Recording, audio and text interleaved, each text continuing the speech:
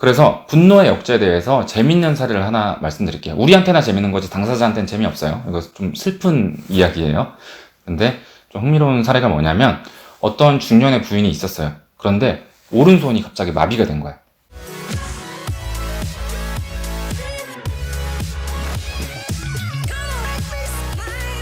안녕하세요, 구독자 여러분.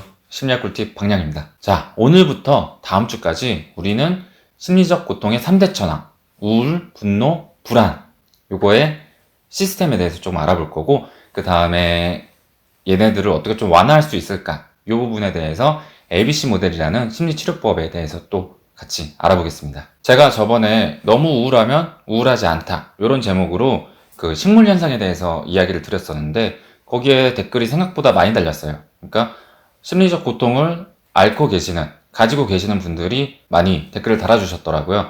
그래서 읽으면서 저도 조금 마음이 찡했어요. 이렇게 좀 고통을 받고 계시는 분들이 많구나. 그래서 좀 도움이 되자는 마음으로 댓글을 다 길게 남겼었는데, 그것도 좋지만 이렇게 영상으로 한번 쫙 이해를 시켜드리자, 이런 마음으로 이 영상을 제작하게 됐어요. 그리고 다음 주까지라고 그랬잖아요. 이게 2부작이에요. 제가 2편이 올라오면 이 밑에 고정 댓글로 링크를 남겨드릴게요. 그래서 꼭 한번 보세요. 이어지는 거니까.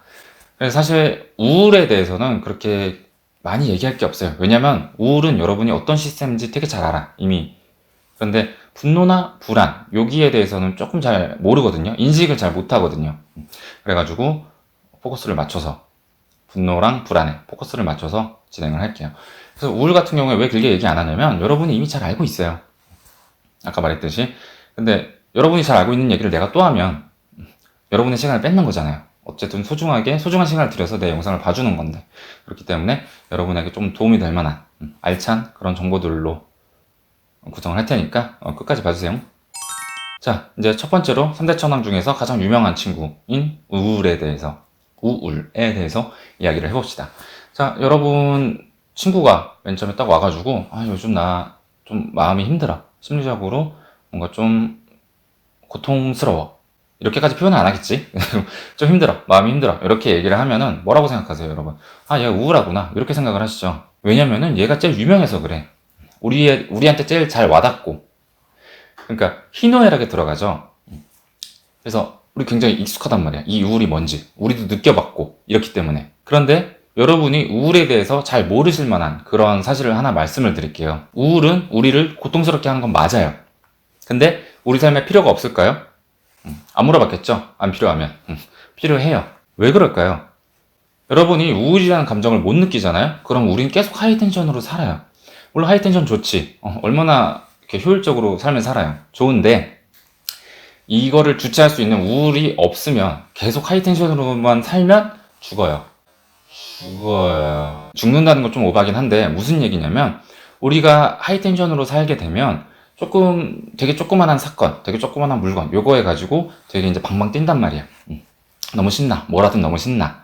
그런데 계속 이렇게 하이텐션으로 살면 에너지 소모가 엄청나요. 심리적으로도 에너지 소모가 엄청나고, 왜냐면 처리해야 되니까, 뇌에서 처리해야 되니까 이게 엄청나고, 또 물론 신체적으로도 에너지 소비가 엄청나죠.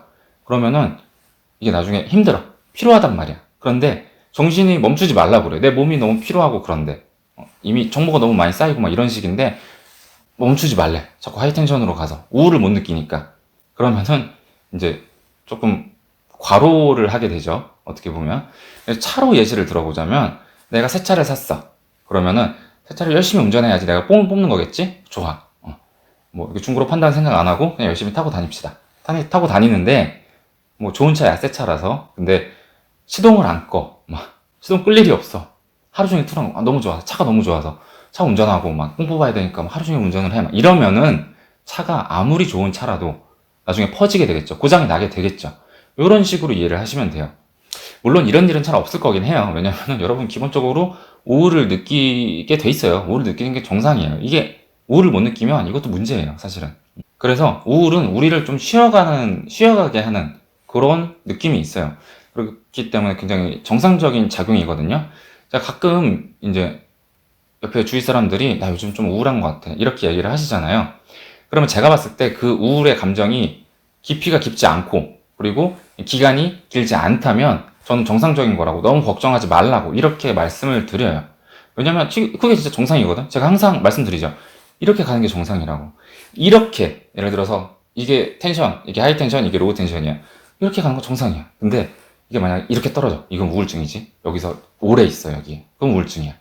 근데 보통 사람들이 우울한다고 얘기할 때 여기 조금 있을 때 나 우울해. 이렇게 얘기를 해요. 그러면은 곧 돌아와. 걱정하지 마. 이렇게 제가 말씀을 드립니다. 우울은 그래서 그렇게까지 막 미워할 존재는 아니에요.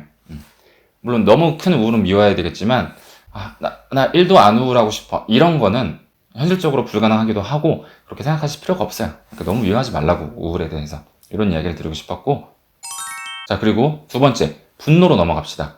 얘도 희노애락에 들어가죠. 분노도 우리가 어느 정도 잘 알고 있어요. 그런데 여기에서도 우리가 놓치는 게 있어요.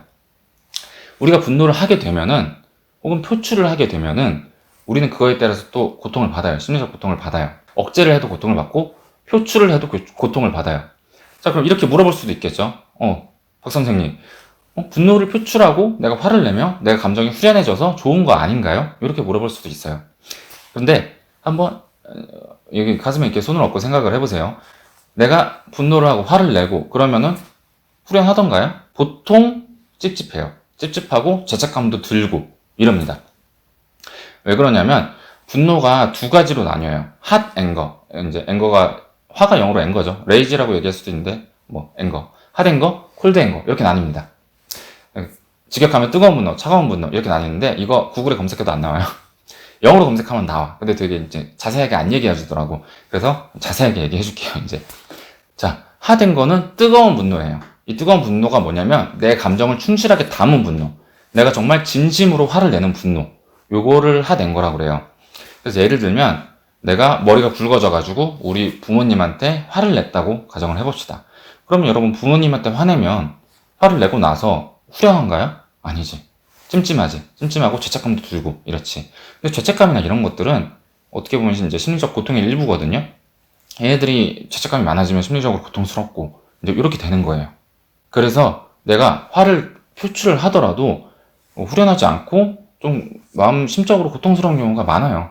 반대로 콜드인 거는 되게 냉소적이고 좀 차가운 분노인데 이게 무슨 얘기냐면은 핫된 거에 비해서 좀 무서운 친구예요. 그리고 사람들이 이런 화를 잘 내지 않아요. 차가운 화를 잘 내지 않아요. 어떤 거냐면은 내가 누가 되게 미워. 직장 상사가 되게 미워.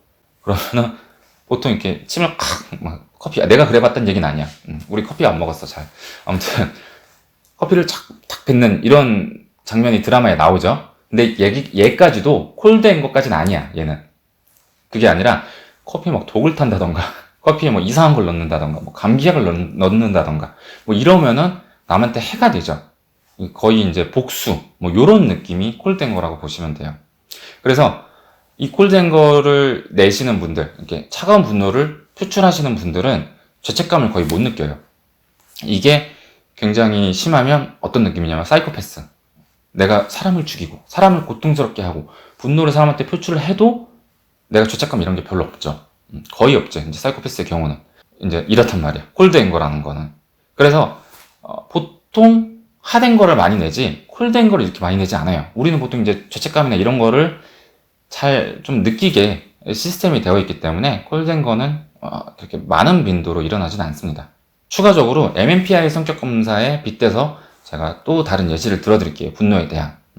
여기서 4번이 높으면 반사회적 성격장애 요거거든요. 근데 뭔지 아시나요? 반사회적 성격장애 약간 비행청소년 생각하시면 돼요. 화가 많고 좀 사회에 반항적이고 요런데 이 4번이 높게 나온 친구들이 2번이 우울 척도거든요. 우울증, 우울.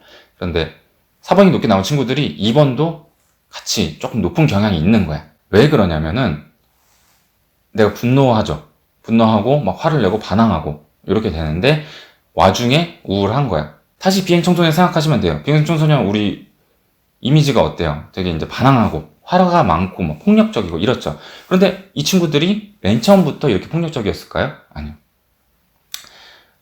상당히 많은 그런 확률로 뭐 가정에 문제가 있거나 혹은 어떤 심리적인 아픔에 문제가 있거나 뭐 가정이 잘 살더라도 부모님의 사랑을 못 받았다던가 어떤 학대를 경험했다던가 이런 기제가 쌓여가지고 이런 요소들이 쌓여가지고 결국 이제 비행청소년 반사회적 성격 요런 걸로 표출이 된 경우가 굉장히 많거든요.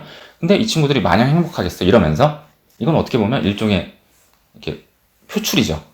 내가 이렇게 힘들다. 이런 거를 어떻게 표출하느냐에 따라서 달랐던 건데 이 친구들은 분노나 화로 표출을 한 거지.